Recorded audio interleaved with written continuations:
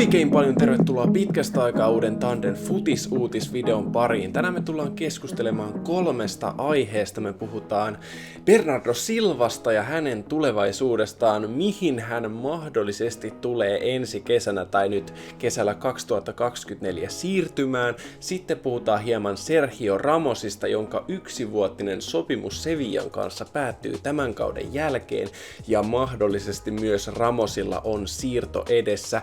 Ja päivän pääuutisena puhutaan Ronaldon törkyteoista, mitä hän teki viime Al-Nasrin ottelussa ja sai näistä teoista lopulta punaisen kortin ja keskustellaan ylipäätänsäkin vähän näistä Ronaldon viimeaikaisista tempauksista. Ei nyt mitään liian negatiivista, pidetään tää video kuitenkin asiallisena. Mutta Bernardo Silva, 29-vuotias portugalilainen Manchester Cityn keskikenttäpelaaja, joka on lukeutunut jo useiden vuosien ajan Manchester Cityn ykkösmiehistöön ja ollut kyllä ehdottomasti yksi parhaista Manchester Cityn pelaajista. Kyllähän se nähtiin tuossa Mestariliigan väännössäkin Manchester City ja Real Madridin välillä. Oli kyllä mahtava ottelu. Ehkä yksi parhaista otteluista, mitä on pitkään aikaan nähnyt. Tosiaan ottelu itsessään ei puhuta siitä sen enempää, mutta päättyi 3-3. Bernardo Silva teki upean vaparimaalin, mutta valitettavasti Bernardo Silvan kannalta tässä ottelussa nähtiin muitakin ehkä vielä hienompia maaleja, kuten Fodenin, Gvardiolin sekä Valverden huikeat laukaukset, mutta joka tapauksessa nyt keskitytään jälleen kerran Bernardo Silvaan. Viime kesänä oli suuria huhuja siitä, että Bernardo Silva voitettuaan triplan Manchester Cityn kanssa olisi valmis ottamaan uusia haasteita vastaan ja siirtymään mahdollisesti muualle.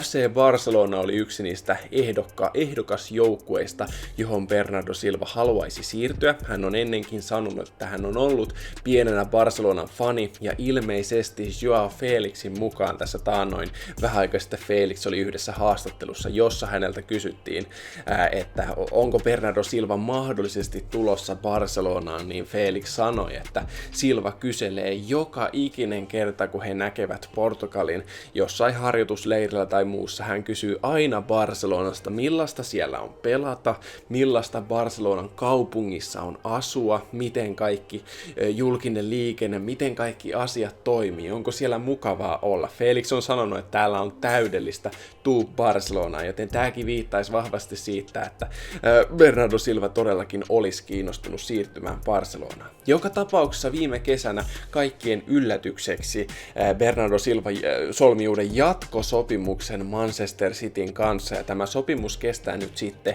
kesään 2026 saakka, eli vielä vähän reilut 2 vuotta sopimuksen mukaan Silva pelaisi Cityssä, mutta joka tapauksessa tähän sopimukseen sisällytettiin noin 50 miljoonan punnan, eli noin 58 miljoonan euron ulosostohinta, mikä tarkoittaa sitä, että periaatteessa mikä tahansa seura voisi jo tänä kesänä, totta kai Bernardo Silvan suostumuksella, mutta voisi hankkia hänet itselleen, ja Barca on yksi näistä seuroista.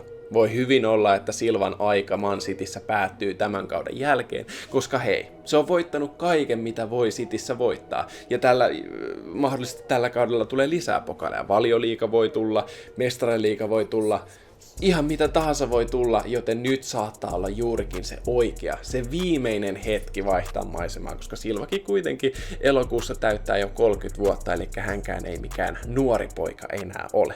Mutta nyt puhutaan toisesta pelaajasta, joka ei myöskään mitenkään nuoreksi pelaajaksi häntä voi enää kutsua, eli 38-vuotias espanjalaistoppari Sergio Ramos, pelannut uskomattoman kauden, tai no ehkä toi oli vähän liiottelu, mutta kuitenkin hyvän kauden kasvattaja seurassaan Sevillassa. Eli Ramos siis pelasi pari kautta PSG:ssä lähdettyään Real Madridista, ja viime kesänä hän oli jonkin aikaa vapaana agenttina. Häntä huhuttiin Saudi-Arabiaan, häntä huhuttiin Inter Miamiin, mutta lopulta Ramos teki kaikkensa, että hän pääsisi palaamaan kasvattajaseuransa, ja näin ollen Ramos ja Sevilla solmivat yksivuotisen sopimuksen, ja se sopimus on pian päättymässä. Sevilla ehdottomasti haluaisi jatkaa sopimusta Ramosin kanssa ja tarjoakin tällä hetkellä 1 kauden lisäsopimusta, mutta voi olla, että Ramosilla on nyt muut suunnitelmat käynnissä, nimittäin uusimpien tietojen mukaan Ramos saattaisi haluta vielä 1 rahakkaan sopimuksen urallaan, eli tosiaan, Real Madridissa Ramos totta kai tienasi aika massiivista palkkaa. Ramos tosiaan aikoinaan vuonna 2005 siirtyi Sevillasta Real Madridiin, pelasi siellä monta vuotta, joku 5-16 vuotta, ja menestyksekästä 5 mestariliigaa, laliikoja monta ja mitä kaikkea. Sitten pari vuotta PSG:ssä, jossa hän tienasi noin 10 miljoonaa euroa kaudessa. Nyt Sevillassa hän joutui pudottamaan palkkaansa 10 miljoonasta vain 1 miljoonaan, eli palkkaa Ramosilla pudonnut tällä kaudella aika paljon, joten nyt Ramos haluaisi saada vielä 1 rahakkaan sopimukseen, ja niitä rahakkaita sopimuksia totta kai valitettavasti löytyy Saudi-Arabiasta. Saudi-Arabian monet joukkueet oli Ramosista kiinnostuneita jo viime kesänä, joten nyt saattaa tämä diili lopulta toteutua. Myös Major League Soccerissa on seuroja, jotka Ramosin itselleen haluaisivat, ja Ramos on sanonut, että häntä enemmän kiinnostaisi pelata Amerikassa, mutta jos tarkoitus on saada mahdollisimman paljon massia viimeiseltä joukkueeltaan, niin sit valitettavasti kannattaa ehkä suunnata sinne Saudi-Arabiaan. Näin se vaan on.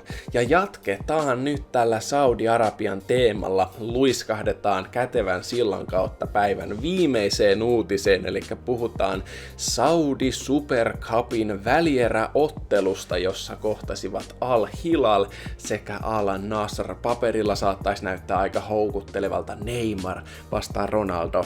Todellisuudessa tietenkään se ei ihan niin houkutteleva ole, koska Neymar on loukkaantuneena eikä tietenkään pelaa. Mutta aika moni on varmaan nyt jo unohtunut, että Neymar itse asiassa edustaa Al Hilalia, joka tosiaan voitti Al Nassrin tässä välieräottelussa 2-1. Tämä oli tosiaan yksiosainen välieräottelu. Tämä tarkoittaa sitä, että Saudi Super Cupin finaalissa kohtaavat nyt Al Hilal sekä Karim Benzeman ja N'Golo Kanten Al Ittihad, eli aikamoinen Saudi Super Cupin finaali tulossa, jos sitä nyt kukaan tässä maailmassa tulee katsomaan. Mutta tästä ottelusta puhutaan sen verran, että Al Hilal tosiaan Malcolmin ja Al-Dafsarin maaleilla johti ottelua 2-0, ja ottelun varsinaisen peliajan viimeisillä hetkillä mun on nyt ihan pakko luntata mun muistiinpanoista, mikä tämän tyypin nimi oli, joka Ronaldoa vähän härnäsi. Se oli Ali Al-Bulaihi.